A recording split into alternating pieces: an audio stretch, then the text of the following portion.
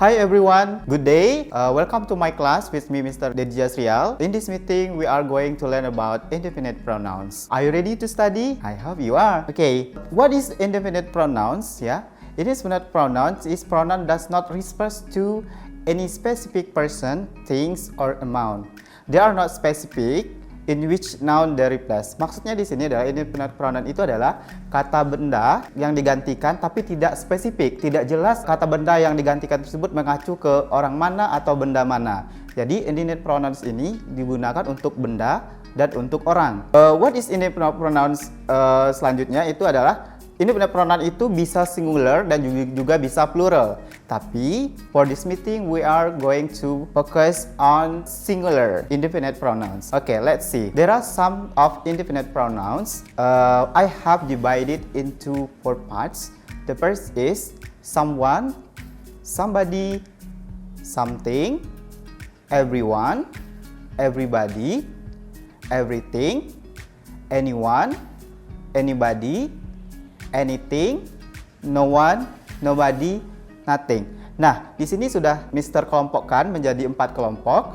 Nah, kita lihat yang pertama, ada somebody, ada someone, ada something. Nah, ini berfungsi untuk kalimat positif atau positive statement dan juga untuk interrogative sentence ya.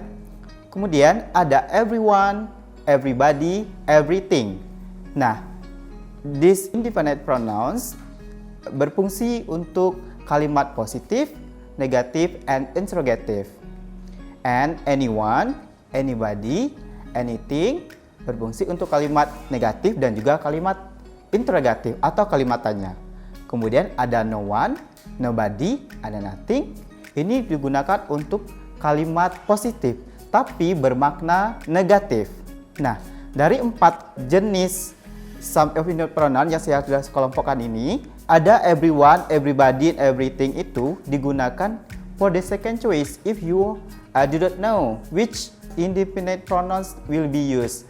Nah, jadi kalau kalian nggak tahu someone, somebody, something, posisinya di mana dalam kalimat, kalian boleh menggunakan everyone, everybody, and everything. Kenapa? Karena everyone, everybody, dan everything itu bisa digunakan untuk kalimat positif, negatif, dan kalimat tanya. Nah, how about the meanings of the indefinite pronouns for someone, everyone, anyone, and no one? Itu maknanya satu atau singular, just one. You just remember just one. And then, let's see the example of no one, nobody, and nothing in the sentences. For example ya, no one, nobody, nothing, seperti sudah dibilang tadi, as a function only for positive sentences, but the meaning is negative. For example, I saw no one at the park. No one here as a function as indefinite pronouns. James know nothing about butterflies. And next, nobody is perfect. And untuk kalimat-kalimat yang seperti ini, yang penggunaannya no one, nobody, and nothing, dia cuma untuk kalimat positif. Tapi maknanya negatif, tidak bisa lagi digunakan untuk kalimat negatif karena dia sudah bermakna negatif. Oke, kita masuk lagi ke indefinite pronouns yaitu someone, somebody, something, anyone, anybody, anything ya. Someone, somebody, something, anyone, anybody, mereka berpasangan. Kalau someone, somebody, something untuk kalimat positif dan kalimat negatif, but anyone, anybody, anything for negative statements ya, for negative sentences and interrogative sentences. Nah, let's see the example. Someone ya. Jim talked to someone after the class. Kalimat ini dia adalah kalimat positif. Jim talked to someone after the class. Contoh yang kedua, kita menggunakan something. Mary bought something at the store. Yang contoh yang ketiga, Mary loves somebody in this class. Jadi di sini kalimatnya adalah kalimat positif. Sekarang kita ganti menjadi kalimat negatif dengan menggunakan anyone, anybody, and anything. Yang pertama tadi kalimat positifnya Jim talk to someone after the class, maka akan kita rubah menjadi Jim didn't talk to anyone after the class. Kemudian Mary bought something at the store akan berubah menjadi Mary didn't buy anything at the store. And then Mary loves somebody in the class akan kita rubah menjadi Mary doesn't love anybody in this class. Kemudian bagaimana dengan kalimat tanyanya?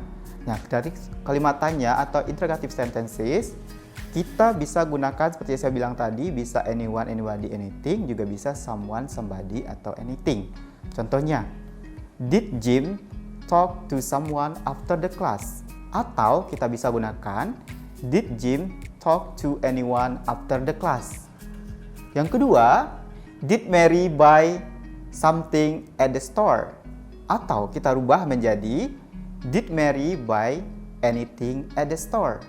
Contoh yang ketiga tadi kita rubah menjadi kalimat tanya. Does Mary love somebody in this class? Atau does Mary love anybody in this class? Oke. Yang terakhir adalah ada penggunaan everyone, everybody, and everything. Everybody, everyone, and everything you can use for the positive sentence, negative sentence, and for interrogative sentence. For example, everybody has a book. Everyone has a book. Everything is okay. For the negative sentence, everyone doesn't has a book. Everybody doesn't has a book. Everything is okay. Bagaimana dengan kalimat tanyanya or interrogative sentences? Does everyone has a book? Does everybody has a book? Is everything okay? Jadi everyone, everybody, everything ini bisa kita gunakan untuk ketiga-tiga jenis kalimatnya ya. Tapi ini kalian gunakan untuk pilihan kedua. Pilihan kedua, yang pertamanya gunakan someone, something, somebody ya. Tapi kalau kalian nggak tahu penggunaan penempatan someone, somebody dalam kalimat, kalian bisa gunakan everyone, everybody, and everything. That's all about our meeting today. It's about indefinite pronouns. And now it's time for you to do the exercises. Open your book and I will wait for your word. And then I will correct it on WhatsApp group. Thank you for your attention. Assalamualaikum warahmatullahi wabarakatuh.